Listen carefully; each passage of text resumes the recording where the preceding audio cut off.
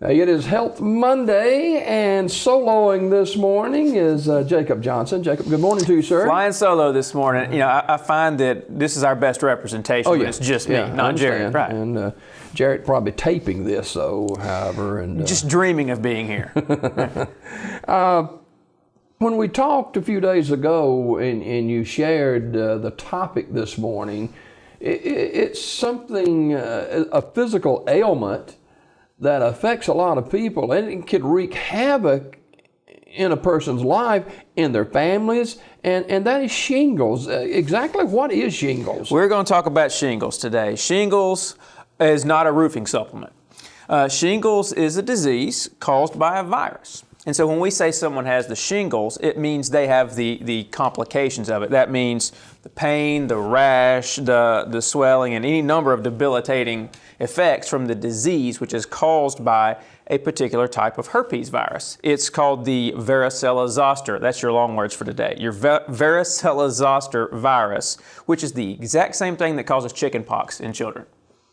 I first heard of shingles just, 10, 12 years ago.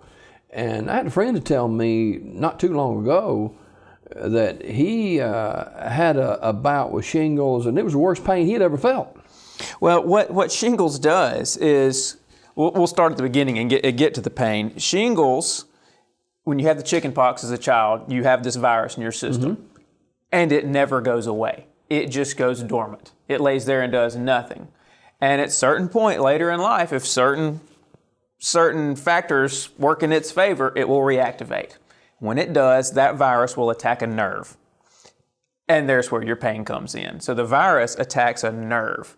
And so all the things that come later are a result of that virus on that nerve. And that's where the pain comes from. It hits that nerve, and anywhere, let's say it hits the nerve that ends up treating and covering the skin from here to here on my arm. If it attaches itself to that nerve further up near my spinal column, that's where my rash is going to be, that's where my pain is going to be, and it can be absolutely severe pain. The problem is, even after we cure the virus, sometimes the nerve damage can last for up to a year, and you can have that severe pain well after the virus is out of your system, well after the rash is gone, the pain can stay. So it can be very painful. What triggers shingles? The million-dollar question. Because if I knew what triggered it, I could do my best to prevent it. Keep in mind, the virus is already in your system. There's nothing you can do about that. It attacks and reactivates at an opportune time. So what that usually means is when I'm at my lowest, when my immune system is beaten down by having another disease, or there are some diseases that are immune diseases themselves. I have a poor immune system because I have this disease. Certain medications for other diseases, we have to purposefully weaken your immune system. If you're on drugs that weaken your immune system, that's when shingles is going to come back. And people love to hear this one. When you're at your most tired, stressed, family troubles, whatever is just eating you from the inside out, that affects your immune system. And so whenever you're going through one of the worst parts of your life anyway, and it's already bad enough, that's when shingles pops up and rears its ugly head. And so it comes at the absolute worst time, just by definition of how it works. It comes at the worst time. How do we know if we're about to be attacked by shingles? How do we know we have shingles? It does require a doctor's diagnosis, but the typical response is this. You start feeling bad. It almost feels like the flu. You have aches you can't really explain. You feel very tired. Usually it's a week or so after that before the rash shows up. And you'll have a spot or two or something. I've seen people have it as big as, again, a whole section of their arm, a whole section of their back, unfortunately face. I've seen a lot of that. But yeah, you usually feel really bad. You start having some pains, and a week or so later the rash shows up, and it can stay the rash itself can stay for up to a month. We do have shingles treatments. So you go to your doctor, I feel awful, I'm hurting, this rash is painful, it hurts to walk, what can I do? Well, okay, we have antiviral medications. There's 3 or 4 on the market. They'll give you an antiviral medication, usually something for pain because as mentioned, it hurts really bad. And so they'll give you a viral medication, a pain medication, and we'll clear it up. And then usually you have to stay on some type of nerve conduction pain type medication for a good while after that, because, again, that's the damage we've done from the virus. What about vaccinations? An ounce of prevention worth a pound of cure. We do have a product available called Zostavax. It is a shingles vaccine. And so it attacks the zoster virus in your body, building up your own immune system to fight against it. The good sides of the shingles vaccine, if you are 65 or over, if you have a Medicare-based drug plan, it is at least partially covered. It's recommended for everyone 60 years and older. That's what our CDC has decided. If you're 60 and older, you need to get the shingles vaccine. Those are all the good news about it. It's a fairly painless procedure. It's quick. You can walk in and get it done. And it's going to prevent you, within reason, from getting the shingles. There's a downside. Downside is the current shingles vaccine we have isn't 100% effective. At the time it came out, we didn't have the medical knowledge and technology to pull that off. The good news is there is a vaccine in the pipeline, the FDA approval pipeline, that's going to come out probably in a year or so, that is significantly more effective. Now, that doesn't mean I wouldn't get the current shingles vaccine. I gave one Friday to a sweet little lady, and first thing she said... So you give them in your office? Absolutely. I give them all day, every day. Okay. Lady came in Friday, and I gave her one, and she just had a lot of questions about it, and she said, well, young man, let me ask you this. You've answered all these technical questions, but if I was your mother, would you give this to me? That's pressure. I said, well, I can take the pressure off and I can take the hypothetical out. I'd jab my mother and my father with it. I got both of them one day. And so, no, I do recommend it. Yes, the one we have now isn't perfect in that it's only 50 to 70% effective from actually preventing the shingles. However, one, 50 to 70% is a lot better than zero. And two, if you're one of those 30 to 50% that can still get the shingles, your pain, your rash, your everything is much less than it would have been without getting the vaccine. Are there side worth it. Are there side effects to the vaccination? Vaccination itself, almost everyone that gets it, you get this vaccine, most vaccines were given right here in the deltoid muscle, upper arm. This one you're given in what I call the wing, the fatty part at the bottom of your arm when you hold it out, it's right here. And so just about everybody that gets it at that spot is going to have about a $50 size, maybe a little larger, slightly raised red area. It looks like a mosquito bite. For a few days after, it itches a little bit, stings a little bit. But it's not a pain. It's not a whole body systemic side effect. You get a local injection site reaction about yay big. Almost everybody gets that. It goes away in a couple of days. It's really not that noticeable. Jacob Johnson from Marble City Pharmacy, our guest this morning on Health Monday. And we're talking the disease shingles. You mentioned about the inoculation, getting the shot to help prevent shingles. Who does shingles attack? What sector of person? One of every 3 people in America is going to get the shingles on average. 70% of those cases are in people 50 and older. 50% of those cases are 70 and older. So the older you get, the more likely you are to get it.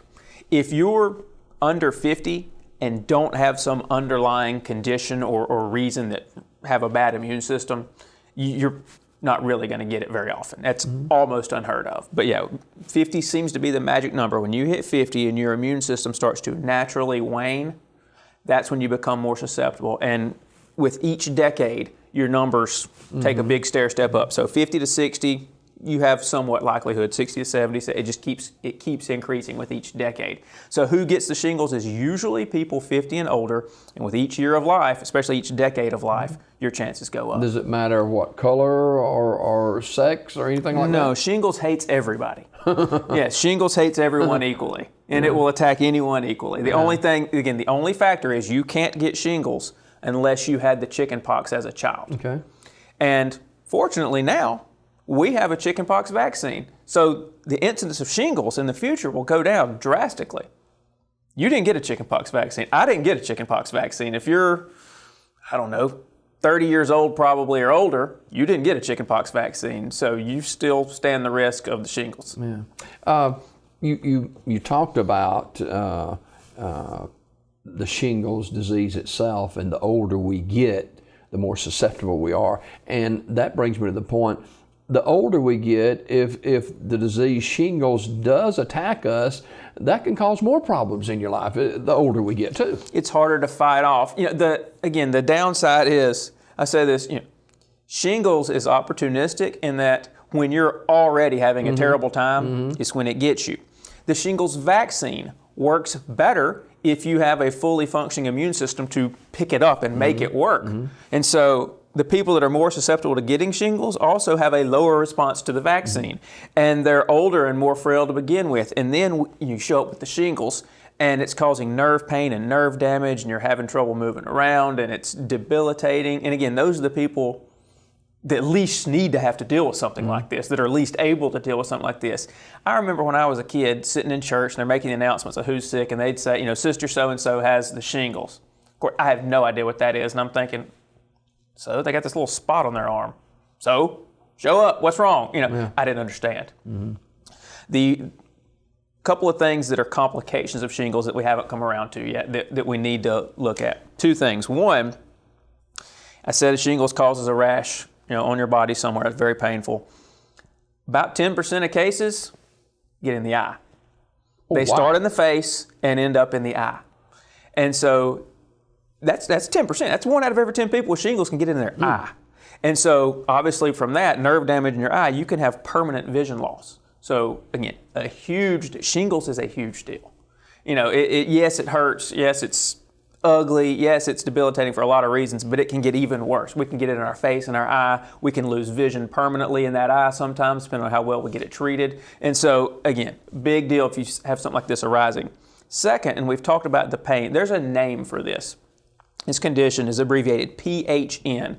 It's post-herpetic neuralgia. Well, more long words for today. Write that down, everybody. Post-herpetic neuralgia. There's a test later. That is the pain that is left after the shingles goes away, where it attacked that nerve, and it just takes a long time for that nerve to heal.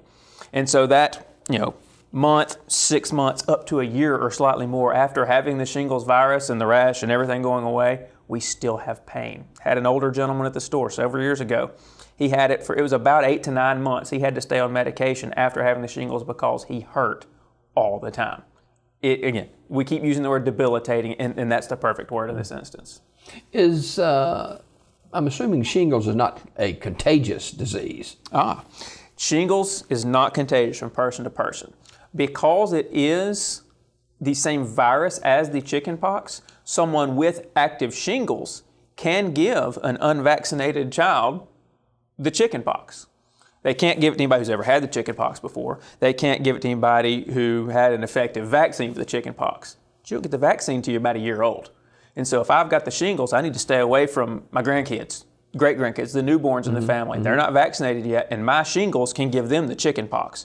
That's the only extent of contagion you have with shingles, is be very wary around infants, children under 1 year old, anyone who hasn't had the chickenpox before. That's the only chance shingles can spread to anyone else, and that's a low incidence. Now, the vaccination for shingles disease,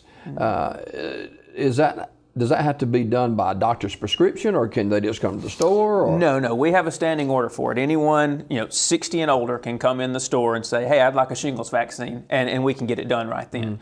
And so they don't have to go to the doctor. They don't have to do anything specific for it. Most people, by the time they come into us, have at least spoken with their doctor about it. There's no need. They don't have to. But most have asked, hey, would you recommend I get this? And the doctor said, of course.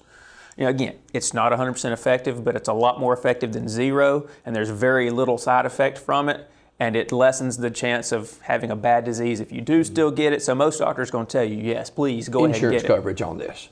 If you're 65 and older and have a Medicare D plan, it is by law covered. What the law doesn't cover is how much your copay has to be. So, most people, if you walk in off the street, no insurance, you're looking at about $220. It's a substantial cost.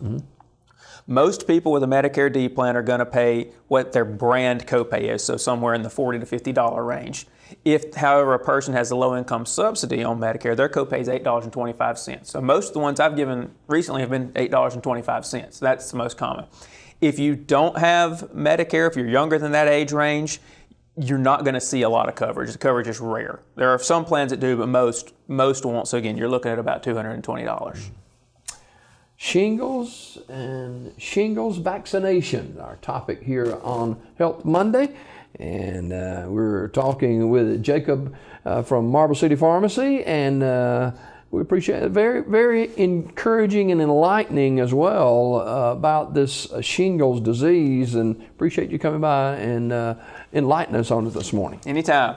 All right, we got more Daybreak just ahead. Don't forget Marble City Pharmacy, gift headquarters. Gifts. I mean, it's never a dull moment at Marble City Pharmacy, right? Gifts, shots, entertainment, we got it all. Yeah, and the reason that you urge people to allow Marble City Pharmacy to serve them, what would the number one reason be?